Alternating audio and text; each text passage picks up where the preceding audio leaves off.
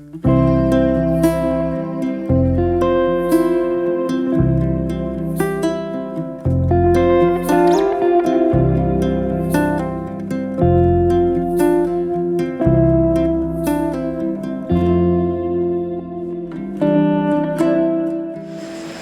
nama saya Mozayana Moza, teman-teman biasa panggil saya Moza. Saya sekarang S2 di Fakultas Syariah dan Hukum di UIN Jakarta, UIN Syarif Hidayatullah Jakarta. Dan saya seorang social worker. Saya suka banget di isu pendidikan dan sosial. Bagi saya gerakan itu adalah satu hal yang memberi tanpa kita harus menerima atau menerima balasan ya. Jadi bergerak memberi, jadi memberi satu hal yang menurut kita bisa memberi dampak. Itu adalah gerak.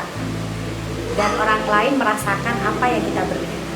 Saya memilih gerakan kepemudaan dan 2016 lalu saya bikin atau saya gagas Sampang Young Inspiration.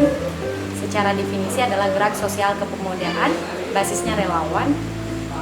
Ini adalah platform untuk mengajak anak muda untuk balik ke kampung halaman, membangun Indonesia melalui daerah yang pusatnya ada di Sampang, tapi relawan kami tidak hanya orang Sampang ya, tapi juga ada di luar Sampang. Selama pengalaman saya aktif di kepemudaan, masih banyak kita menyebutnya adalah crab mentality ya.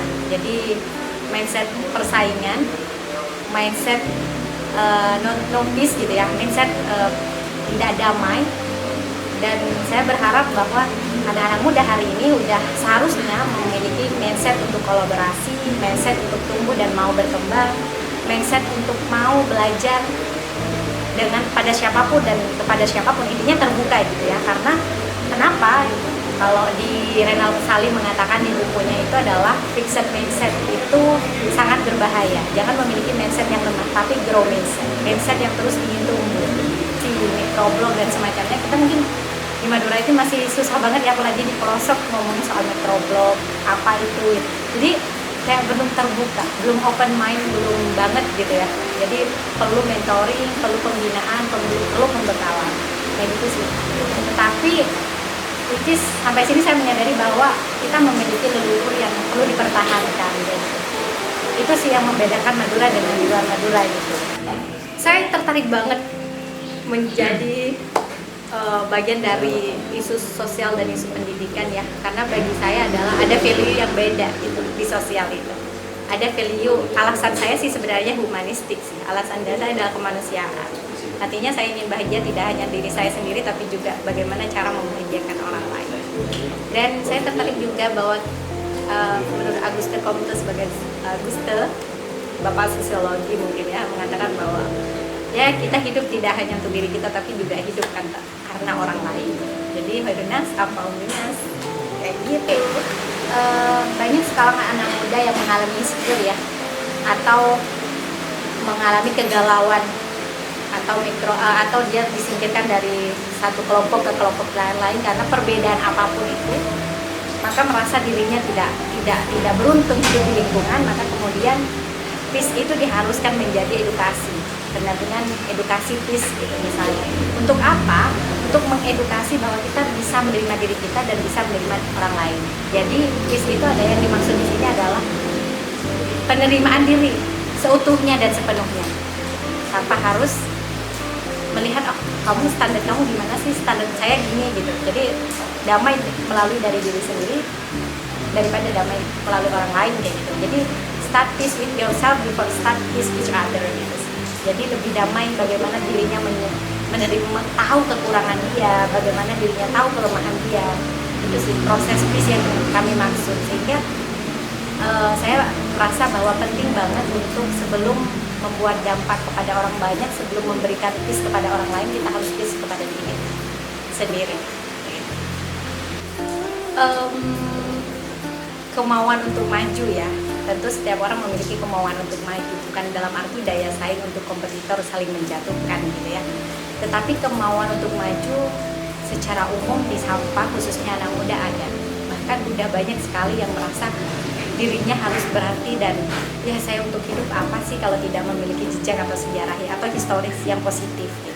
Saya mengakui bahwa selama saya aktif di kepemudaan apalagi di Sampang, cukup banyak anak muda memiliki daya saing termasuk di Sampang. Harapan saya sederhana sih, setiap orang memiliki potensi untuk tumbuh dan berkembang. Marilah tumbuh dan berkembang versi baiknya, jangan versi orang lain. Karena kebahagiaan untuk tumbuh dan berkembang itu bukan atas dasar standar orang lain ya, tapi kita sebagai anak muda juga punya standar bagaimana cara membahagiakan dan bahagia secara versi baik kita. Kayak gitu. Jadi tumbuhlah dan berkembanglah versi baikmu, jangan versi orang lain.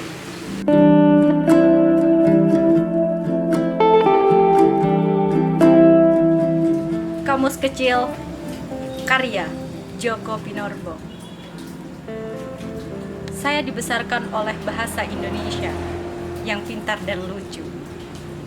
Walau kadang rumit dan membingungkan, ia mengajari saya cara mengarang ilmu, sehingga saya tahu bahwa sumber segala kisah adalah kasih, bahwa ingin berawal dari angan, bahwa ibu tak pernah kehilangan iba, bahwa segala yang baik akan berbiak, bahwa orang ramah tidak mudah marah, bahwa untuk menjadi gagah kau harus menjadi gigih, bahwa seorang bintang harus tahan banting, bahwa orang lebih takut menjadi hantu ketimbang kepada Tuhan, bahwa pemurung tidak pernah merasa gembira, bahwa pemulung tidak pernah merasa gembira, bahwa orang putus asa suka memanggil asu, bahwa lidah memang pandai berdalih, bahwa kelewat paham bisa berakibat hampa,